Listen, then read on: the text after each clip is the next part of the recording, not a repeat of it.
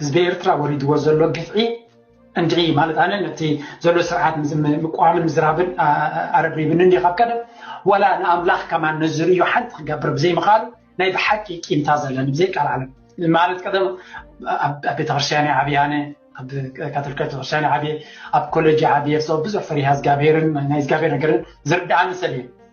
እዚ ኣብ ልዕሊ ኤርትራ ዝወርድ ዘሎ እናርኣየ ወላ እኳ በዓልና ክንቅይሮ ንኽእል እንተኾንና ንሕና ኣይከኣልናን ኣምላኽ ከንታይ ዝፅበ ዘሎ ኦኬ ንሓፂር ግዜ ክፍትናካ ክእል ኣምላኽ ይፅበም ገለ መለ ክትብሉ ትኽእሉ እንዲኹም ወይለ እዚ ኣይቅበሎን ኣነ ዳርጋ ሓቂ ንምዝራብ ምስ ኣምላኽ ከማን ብርቱዕ ቂምታ ይዘለኒ ምክንያቱ ሃገር ምልእቲ ህዝቢ መዋእሉ ክጭፍጨፍ ስቕኢሉ ዝርኢ እንተኮይኑ እንታይ ንክገብር ኢና ከኣምላኽ ንብሎ ዘለና ነቶም ኣገልገልቱ ክጭፍጨፉን ክብደሉን ሓንቲ ግዜ ከማን ዓገብ ንሽተይ ከማን ተኣምራት ገይሩ ነዚ ህዝቢ ከናገፍ ዘይክል እንዲ ሕጂ ኣብ ካልእ ሃይማኖት ኣብ ካልእ ነገር ከይወዘኩም ከዓ ኤርትራውያን ካብ ኤርትራ ዘውፅኦም ዘሎ ምክንያት እንታይ እዩ ንዕኢልካ ቀዳማይ እቲ ዝዓበየ ምክንያትን ኣብ ኤርትራ ዘሎ ፀገም ወይ ሽግር ኣይኮኑ እዚ ለስቢክኒ ዝዓበየ ንኤርትራውያን ዘውፅኦም ዘሎ